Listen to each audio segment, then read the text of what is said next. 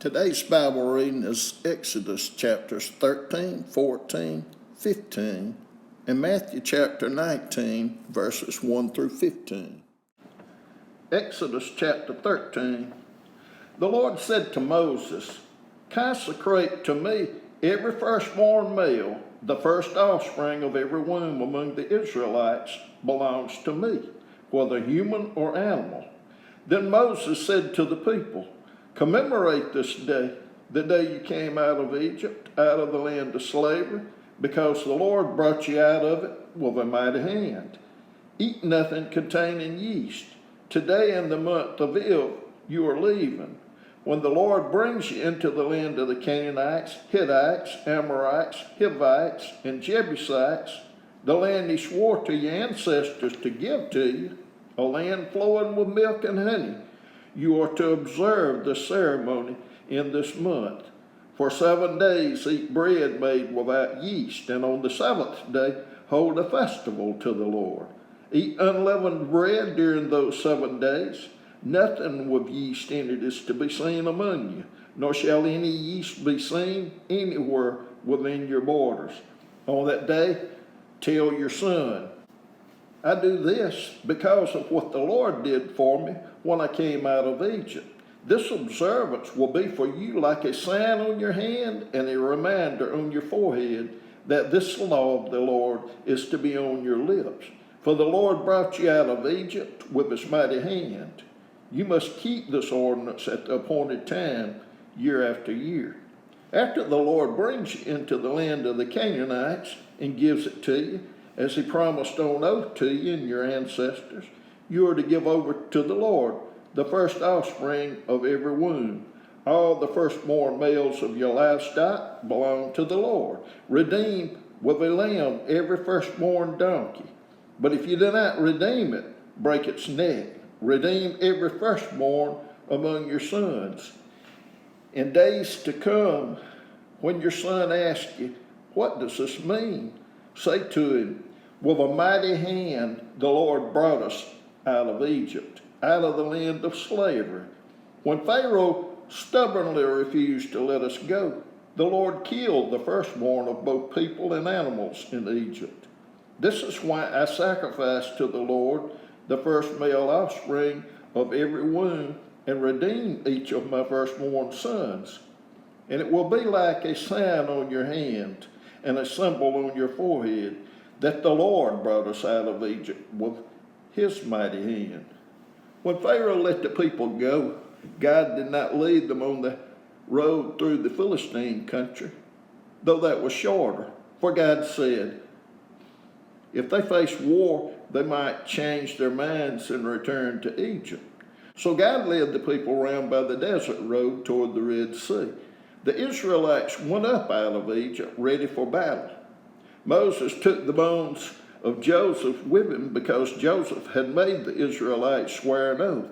He had said, God will surely come to your aid, and then you must carry my bones up with you from this place. After leaving Succoth, they camped at Etham on the edge of the desert.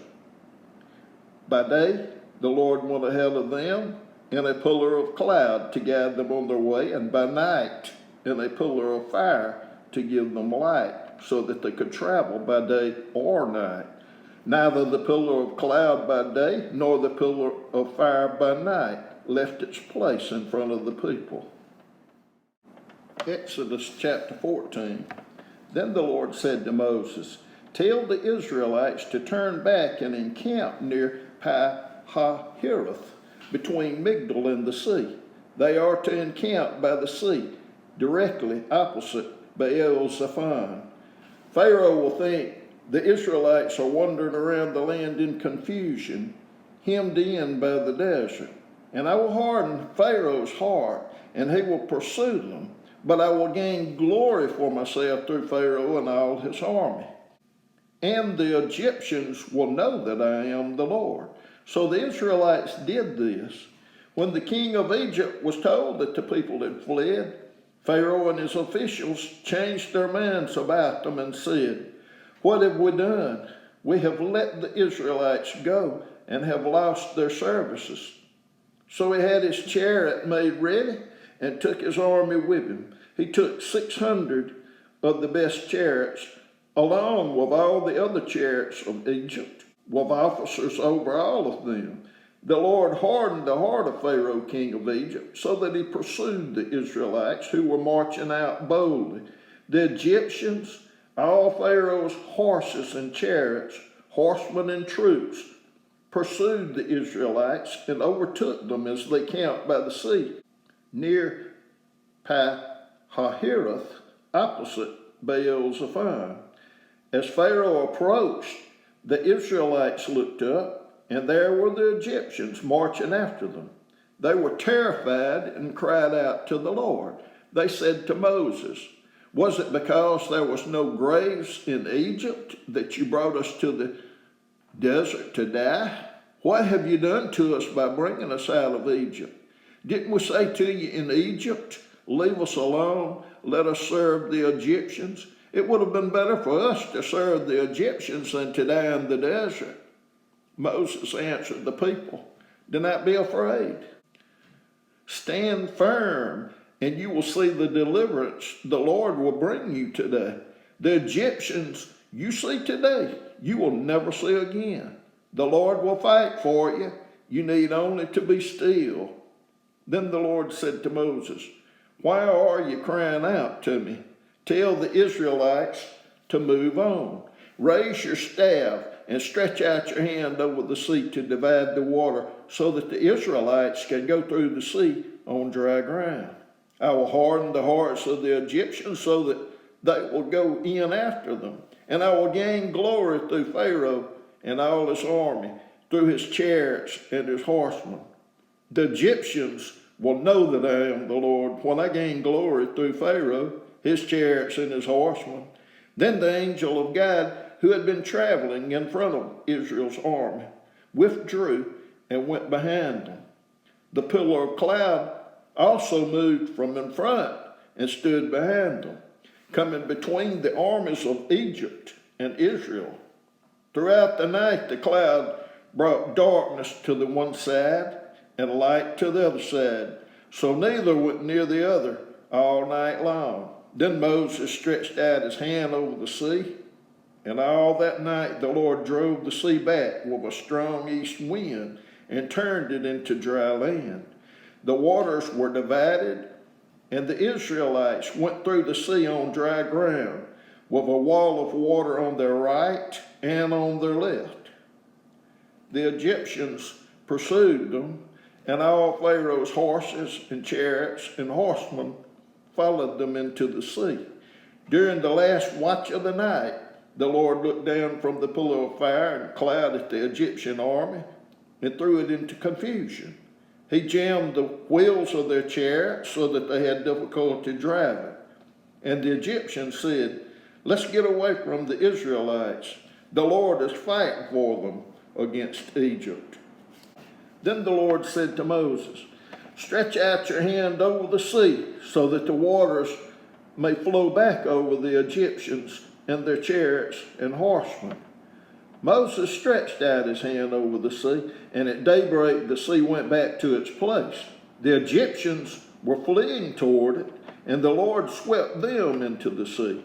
The water flowed back and covered the chariots and horsemen, the entire army of Pharaoh that had followed the Israelites into the sea. Not one of them survived. But the Israelites went through the sea on dry ground, with a wall of water on their right and on their left. That day the Lord saved Israel from the hands of the Egyptians, and Israel saw the Egyptians lying dead on the shore. And when the Israelites saw the mighty hand of the Lord displayed against the Egyptians, the people feared the Lord and put their trust in him and in Moses his servant. Exodus chapter 15. Then Moses and the Israelites sang the song to the Lord. "I will sing to the Lord, for he is highly exalted. Both horse and driver he has hurled into the sea. The Lord is my strength and my defense. He has become my salvation. He is my God, and I will praise him, my father's God, and I will exalt him. The Lord is a warrior. The Lord is his name. Pharaoh's chariots and his army he has hurled into the sea. The best of Pharaoh's officers are drowned in the Red Sea. The deep waters have covered them. They sank to the depths like a stone. Your right hand, Lord, was majestic in power. Your right hand, Lord, shattered the enemy. In the greatness of your majesty, you threw down those who opposed you. You unleashed your burning anger. It consumed them like stubble. By the blast of your nostrils, the waters piled up. The surging water stood up like a wall. The deep waters congealed in the heart of the sea. The enemy boasted, I will pursue. I will overtake them. I will divide the spoils. I will gorge myself on them. I will draw my sword, and my hand will destroy them. But you blew with your breath, and the sea covered them.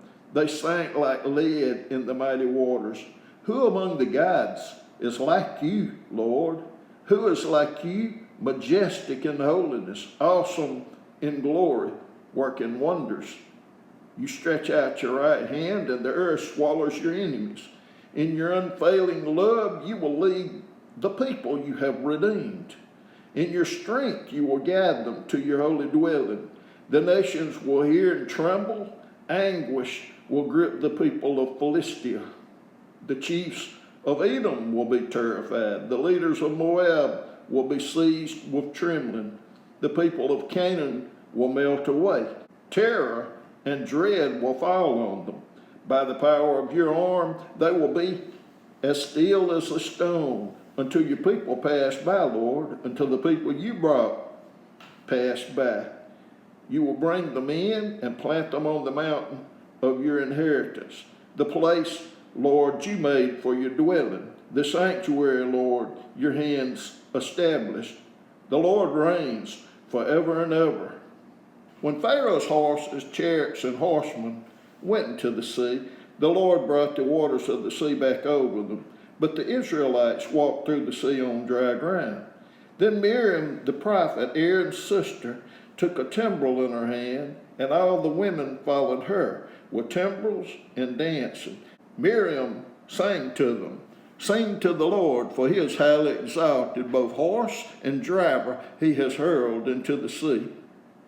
Then Moses led Israel from the Red Sea, and they went into the desert of Shur. For 3 days they traveled in the desert without finding water. When they came to Marah, they could not drink its water because it was bitter. That is why the place is called Marah. So the people grumbled against Moses, saying, What are we to drink?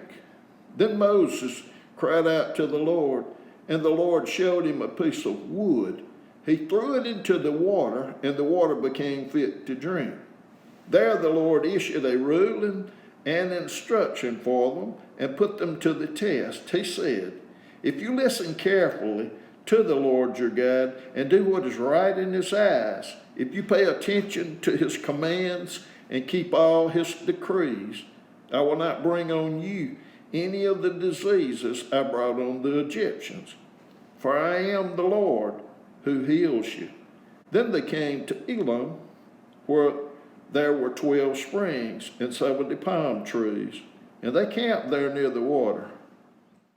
Matthew chapter 19, verses 1 through 15. When Jesus had finished saying these things, he left Galilee and went into the region of Judea to the other side of the Jordan. Large crowds followed him, and he healed them there. Some Pharisees came to him to test him. They asked, Is it lawful for a man to divorce his wife for any and every reason? Haven't you read, he replied, that at the beginning the Creator made them male and female, and said, For this reason a man will leave his father and mother and be united to his wife, and the two will become one flesh. So they are no longer two, but one flesh. Therefore, what God has joined together, let no one separate. Why then, they asked, did Moses command that a man give his wife a certificate of divorce and send her away? Jesus replied, Moses permitted you to divorce your wives because your hearts were hard. But it was not this way from the beginning. I tell you that anyone who divorces his wife except for sexual immorality and marries another woman commits adultery. The disciples said to him, "If this is the situation between a husband and a wife, it is better not to marry." Jesus replied, "Not everyone can accept this word, but only those to whom it has been given. For there are eunuchs who were born that way, and there are eunuchs who have been made eunuchs by others. And there are those who choose to live like eunuchs for the sake of the kingdom of heaven. The one who can accept this should accept it." Then people brought little children to Jesus for him to place his hands on them and pray for them. But the disciples rebuked them. Jesus said, "Let the little children come to me, and do not hinder them, for the kingdom of heaven belongs to such as these." When he had placed his hand on them, he went on from there.